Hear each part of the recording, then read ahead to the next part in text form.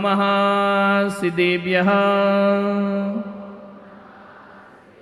यदर्चाभावेन प्रमुदितमना दर्दुरिह क्षणादासीत् स्वर्गी गुणगण समृद्धि सुखनिधि लभन्ते सद्भक्ता शिवि सुख समाजम किमु तदा महावीर स्वामी नयन पथिगामी भवतु मे महावीर स्वामी नयन पथिगामी भवतु मे महावीर स्वामी नयन पथिगामी भवतु मे। प्रथम तीर्थंकर ऋषभदेव भगवान की, भगवान महावीर स्वामी की, परम पूज्य गुरुदेव आचार्य श्री पुष्पदंत सागर जी मुनि महाराज की, अहिंसा परमो धर्म की। भगवान ऋषभदेव की इस पावन भूमि पर आज ज्ञान गंगा महोत्सव का आयोजन हो रहा है। वो भगवान ऋषभदेव जिन्होंने कभी हिमालय पर तपस्या की, अष्टापद में तपस्या की, कैलाश पर तपस्या की। कैलाशवासी यदि जैनों में कोई है तो प्रथम तीर्थंकर ऋषभदेव भगवान हुआ करते हैं। तो गंगा भी कहां से निकलती है? हिमालय से निकला करती है। कभी ख्याल करना, एक गंगा वो होती है जो हिमालय से निकलती है, हरिद्वार ऋषिकेश प्रयागराज होते हुए गंगा सागर में जाकर समाहित हो जाया करती है। कभी विचार करना कि जब वो गंगा निकलती है तो गंगोत्री में गंगा एक पतली धार की तरह चला करती है और वह पतली धार इलाहाबाद जाते जाते विशाल तट ले लिया करती है और विशालता होते हुए गंगा सागर बन जाया करती है। तो आज ये गंगा सागर ज्ञान गंगा यहां से भी एक पतली धार के रूप में निकल रही है। मैं विश्वास दिलाता हूं एक दिन वो आएगा कि विशाल गंगा सागर का रूप ले लेगी। ध्यान रखिए, साथ आपको देना पड़ेगा, अकेली तालियों से कुछ नहीं होगा। एक गंगा वो है जो हिमालय से निकलती है और एक गंगा वो है जो आज भगवान ऋषभदेव के चरणों से निकलेगी, संत के मुख से निकलेगी। बस दोनों गंगा में इतना फर्क है कि हिमालय से निकली गंगा को पीने में मजा आता है और संत मुख से निकली गंगा को जीने में मजा आता है। ध्यान रखना, इस गंगा को पीना नहीं, जीने का प्रयास करना है। इस गंगा को जीवन में उतारने का प्रयास करना है। और जब यहां से घर जाओ तुम्हारा व्यवहार बदला बदला होना चाहिए ताकि घर के लोग ये बोले कि भाई साहब गंगा नहा करके आ रहे हैं, गंगा स्नान करके। नहाना है, ऊपर से ऊपर वाला बरस रहा है, नीचे से मैं बरसने का प्रयास करूंगा। ध्यान रखना, फर्क कितना है। जब ऊपर वाला बरसता है तो तुम बाहर से भीगते हो और जब पुलक सागर बरसेगा तो भीतर से भीगना प्रारंभ हो जाओगे। और एक बात याद रखना, जब तक भीतर से ना भीगो तो बाहर की बरसात जीवन को ठंडक देने वाली। भीगना तो भीतर से पड़ेगा, मैं भीतर से भिगोऊंगा। बस थोड़ी चालाकी मत करना, तर्क लेकर मत आना, अहंकार लेकर मत आना। कल ही कहा गया था कि सभा में कोई जूते चप्पल पहनकर नहीं आएगा। आपका बहुत बहुत धन्यवाद, आपने बाहर उतार दिया है। लेकिन मैं पुलक सागर कहता हूं कि जूता चप्पल शायद उतना खतरनाक नहीं होता है, आदमी का अहंकार उससे ज्यादा खतरनाक हुआ करता है। मैं आपसे आग्रह कर रहा हूं कि अपना हटाग्रह, अपना पंथाग्रह, अपना ईगो वहीं उतारना जहां चप्पल उतारी है। ध्यान रखना, संत की सभा में तो पूर्ण समर्पण भाव से प्रवेश करना चाहिए, विनय और आस्था से प्रवेश करना चाहिए। ध्यान रखना, तुम्हें ही करना पड़ेगा, गंगा कुछ नहीं करेगी। कोई प्यासा गंगा के पास जाए और गंगा से बोले कि हे गंगा मेरे मुख में प्रवेश कर जा, तो करेगी क्या? बोलिए। हरिद्वार के घाट पे खड़े हो जाओ, ऋषिकेश के घाट पे खड़े हो जाओ, त्रिवेणी घाट पर खड़े हो जाओ और बोलो ये गंगा मेरे मुख में प्रवेश कर, तो तो गंगा तुम्हारे मुख में कभी प्रवेश नहीं करेगी। गंगा तो कल कल कल कल कल कल निनाद करते हुए गंगा सागर की ओर बढ़ती है। एक बात याद रखना, गंगा का लक्ष्य लोगों की प्यास बुझाना नहीं, गंगा का लक्ष्य सागर में जाके मिल जाना हुआ करता है। लेकिन कोई प्यासा यदि उसके तट पर आता है और अकड़ के खड़ा रहता है तो गंगा उसकी प्यास नहीं बुझाती। अरे जो झुक जाता है अंजलि बनाता है और अंजलि बांध कर जो आचमन किया करता है गंगा उसके कंठ में जाकर समाहित हो जाती। गंगा को आवाज लगाओ कि प्यास बुझा, तो गंगा कभी प्यास बुझाने वाली, झुकना तुम्हें ही पड़ेगा, अंजलि तुम्हें ही बनाना पड़ेगी, आचमन तुम्हें ही करना पड़ेगा। मानने वाले आज कभी से एक बात याद रखना, मिठाई तो हमेशा मीठी बनती है, मिठाई हमेशा मीठी बनती है। गुलाब जामुन मीठा होता है, बर्फी मीठी होती है, लड्डू मीठा होता है, रसगुल्ला, कौन बोला ज्यादा नाम मत लो मुंह में पानी आ रहा है, ध्यान रखिए। मिठाई हमेशा मीठी होती है, मगर ऋषभ देव वालों आओ इस बार मिठाई नहीं अपना व्यवहार मीठा बनाने का हम प्रयास करें। ध्यान रखिए, एक बात याद रखना, मिठाई कितनी भी मीठी हो उससे जिंदगी नहीं बदला करती है, और व्यवहार मीठा हो जाए तो जीवन में परिवर्तन अपने आप आ जाया करता है। और एक बात याद रखना, किसी को मिठाई खिलाने से ही मुंह मीठा नहीं होता है। आज पहला दिन है ना, तो आज मैं ऋषभ देव वालों का मुंह मीठा करना चाहता हूँ। मेरे पास गुलाब जामुन नहीं, मेरे पास रसगुल्ला नहीं, मेरे पास बर्फी नहीं, मेरे पास चमचम नहीं, मेरे पास रबड़ी नहीं, लेकिन मैं इतना कहता हूँ कि जरूरी नहीं है कि मिठाई खिलाने से मुंह मीठा हो, मीठा बोलने से भी मुंह मीठा हो जाया करता है, जिंदगी मीठी हो जाया करती है, जीवन मीठा हो जाया करता है। व्यवहार को मीठा बनाओ, वाणी को मीठा बनाओ, जुबान को मीठा बनाओ, मीठी जुबान होना चाहिए। एक बात याद रखना,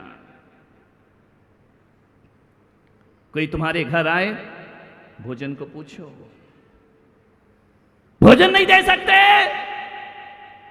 पानी को पूछो, पानी नहीं दे सकते, सुपारी को पूछो, सुपारी वो वाली नहीं, नहीं तुम लोग समझो कि सुपारी निकाल दो इसके नाम की, सुपारी को पूछो, सौंफ को पूछो, वो भी नहीं कर सकते। मीठे शब्द बोलो, मीठी वाणी बोलो, आइए बैठिए पधारिए। वैसे तो ये राजस्थान है, यहां तो आओ भी पधारो और जाओ भी, समझ ही नहीं आता क्या बोल रहा, आने का बोल रहा कि जाने का बोल रहा है। जोधपुर साइड तो और चल जाओ, तो पधारो सा और पधारो सा, हर जगह सा है। वाणी मीठी होना चाहिए। शब्द फोकट में मिलते हैं, लेकिन एक बात याद रखना, इन शब्दों की कीमत चुकाना पड़ती है। शब्दों का यदि सही इस्तेमाल कर लिया जाए तो यही शब्द जीवन के लिए वरदान बन जाते हैं, और शब्दों का यदि गलत इस्तेमाल किया जाए तो यही शब्द जीवन के लिए अभिशाप बन जाते। शब्द सोच समझ के बोलना, ध्यान रखना, मीठा बोलना, अच्छा बोलना, मधुर बोलना। मानव तन मिला है, एक ही आग्रह, एक ही निवेदन आपसे करता हूं, करो वही जो सच्चा हो, करो वही, एक सूत्र दे रहा हूं जीवन का, करो वही जो सच्चा हो, करो वही जो सच्चा हो, बोलो वही जो अच्छा हो, वाणी वही जो मीठी हो, वाणी वही जिसमें मीठा हो, गीत वही जिसमें गीता हो। ध्यान रखिए, देखो वही जो सत्यम शिवम सुंदरम हो, खाओ वही जो प्रसाद हो, और पियो वही जिसमें अनहद नाद हो। ध्यान रखिए, जीवन आपका सही होगा। चाल वही जिसमें चरित्र हो, और जीवन वही जो पवित्र हो। ध्यान रखिए, पवित्रता की ओर बढ़ने का प्रयास करिए। बोलना सीख जाए आदमी। आज पूरे देश में ये बोलना राष्ट्रीय बीमारी हो गई है। हर कोई बोलता है, इतना बोलता है, इतना बोलता है, इतना बोलता है, इतना बोलता है आदमी कि उसके बोलने का कोई महत्व नहीं रहता। बोलने में आदमी ध्यान रखना, ये बोलना वाणी जोड़ती भी है और वाणी तोड़ती भी। कितना बोलता है आदमी, कितना बक बक करता है आदमी, समझ नहीं आता है। परमात्मा ने आपको मालूम है 2 कान और 1 जीभ दी है। कितनी जीभ दी है? कान कितने दिए हैं? कितने कान दिए हैं? 2 कान 1 जीभ कुदरत ने तुमको दी है। मालूम है क्यों दिए हैं? कि सुनो ज्यादा, बोलो। और तुम क्या करते हो? बोलते ज्यादा हो और सुनते। ध्यान रख, क्या व्यवस्था प्रकृति ने, कुदरत ने सौंपी है। जो इंद्री 2 है उससे 1 काम है, और जो 1 है उससे 2 काम है। आंखें कितनी हैं? काम कितने हैं दोनों के? ये वाली आंख क्या करती है? देखती है, और ये वाली दोनों ही देखती। कान कितने हैं? 2 हैं, ये भी सुनता है और ये भी सुनता है। हाथ भी 2 हैं, ये भी वही काम करता है, ये भी वही काम करता है। पैर 2 हैं, उसका भी काम एक ही है, चलना। ध्यान रखना, दायां पैर भी चलता है और बायां पैर भी चलता है। लेकिन एक बात याद रखो ऋषभ देव वालों, नाक कितनी है? 1। कटवाओगे तुम, लग रहा है पूरी। 1 नाक दिख रही है तुमको। यदि 1 नाक होगी तो बाबा रामदेव योगा कहां से कराएंगे? प्राणायाम कहां से होगा? दायां स्वर और बायां स्वर। विचार करिए, नहीं तो प्राणायाम योगा गड़बड़ हो जाएगा, बाबा रामदेव का योगा समाप्त हो जाएगा। आपसे इतना निवेदन करना चाहता हूं, नाक भी 2 है, केवल जुबान 1 है। ध्यान रखना, जो 2 है वो 1 काम करती है, और जो 1 है वह 2 काम करती है। जुबान अकेली है लेकिन उसके काम 2 हैं, एक चखना और एक बकना। ध्यान रखना, 2 काम करती जुबान, चखती भी है और बकती भी है। चखना भी इसका काम है और बकना भी। लेकिन इतनी होशियार है जुबान, चखती तो मीठा मीठा है। आगे की बात आपको मालूम है, ऐसी बातें आपको जल्दी समझ में आती है।